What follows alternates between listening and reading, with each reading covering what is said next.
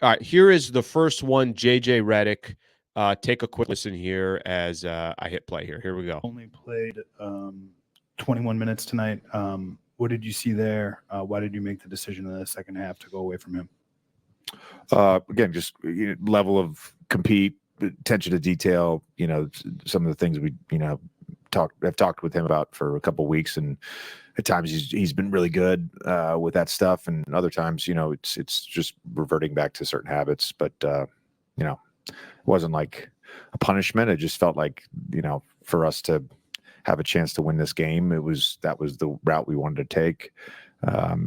D'Lo only played 21 minutes tonight. I'm going to pause it here for a second. Okay, so I want everyone to just quickly think here for a second of what JJ Redick just said. I'm going to play it again because I want to emphasize what he's saying here. And there's another clip I got here that's not this one's specific to D'Angelo Russell, but there's another clip out here that's kind of calling out the entire team.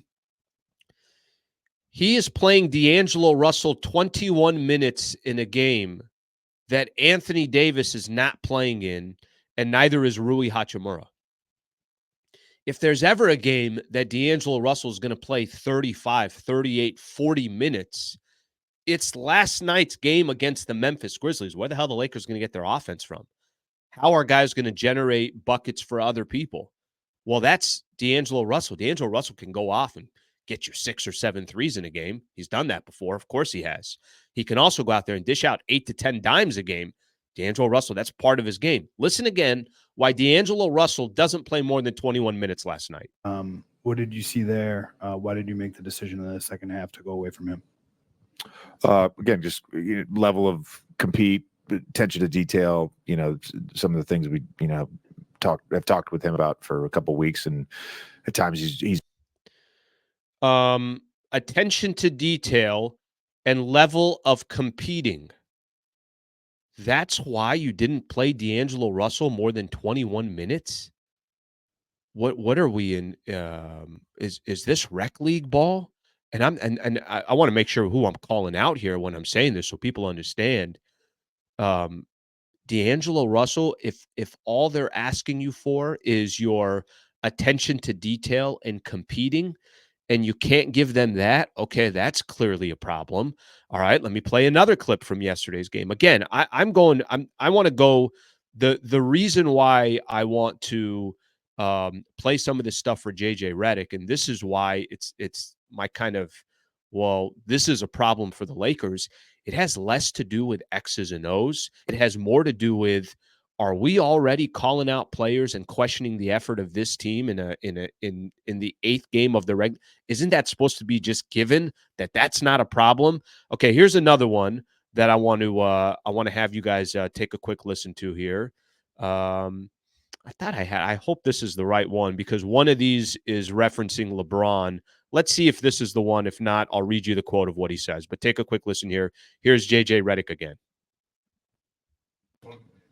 JJ, you're talking a lot about two or three guys, getting them to put in the effort. You talked a lot about wanting to play hard and LeBron being the guy that played hard in tonight's game.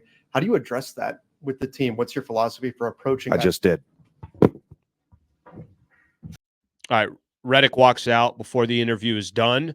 And then this is the final one I want to play where he's talking about LeBron. LeBron was 39 points last night, but he's basically talking about Bron and questioning where the hell is everybody else. Take a listen. Yeah, I think LeBron was fantastic tonight. I mean, the biggest thing stood out. I mean, I had no idea he had 39 until I'm not looking at the box scores during the game, but he played hard. He's almost 40 years old. He played the hardest on our team. Says a lot about him.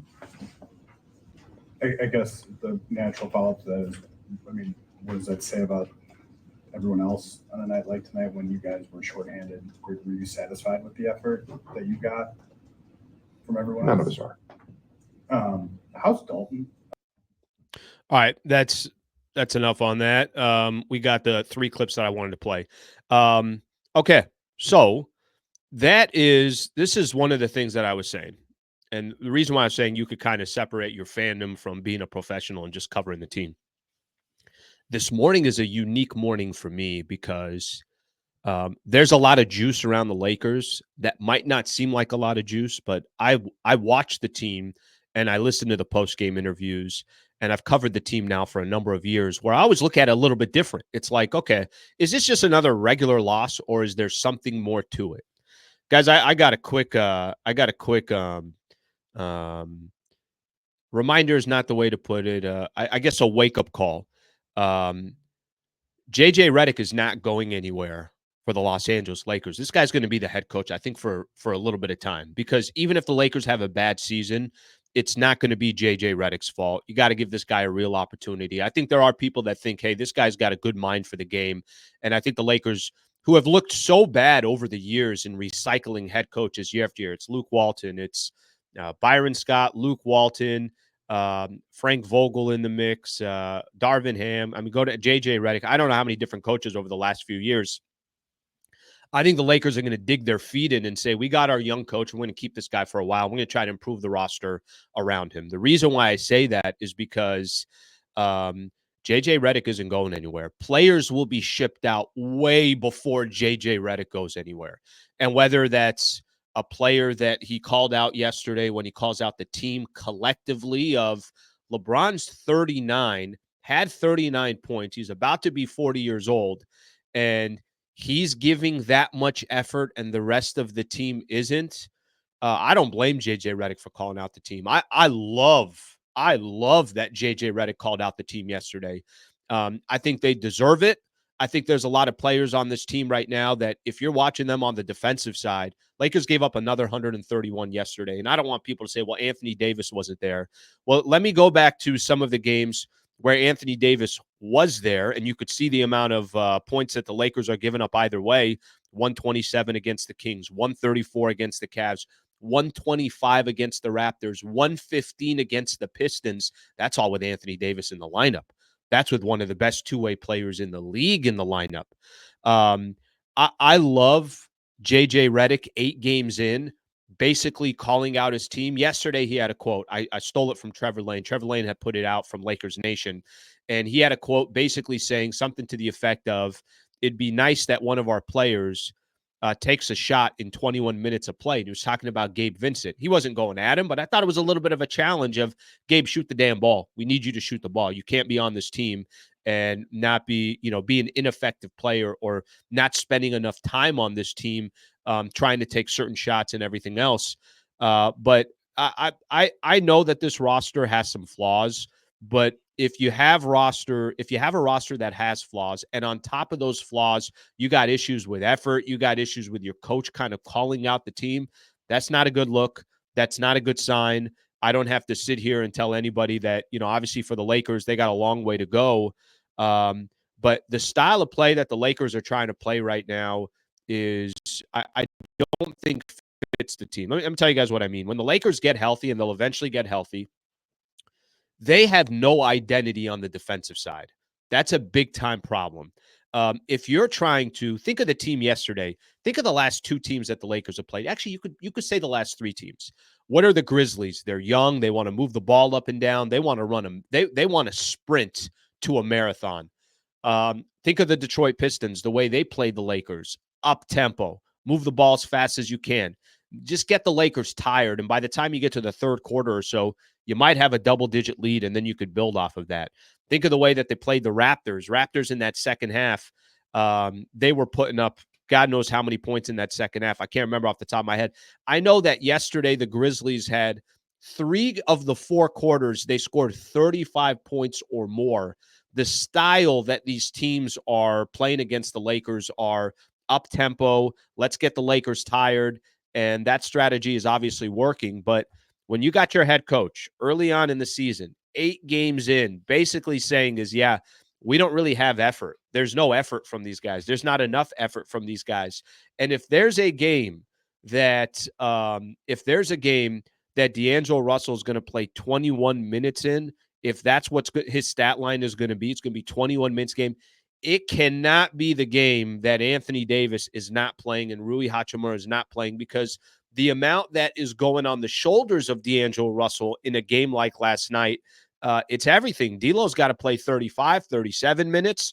he's got to end up contributing with 20, 22 points, 8, 9 assists. Like, that's the game for D'Lo to perform well in.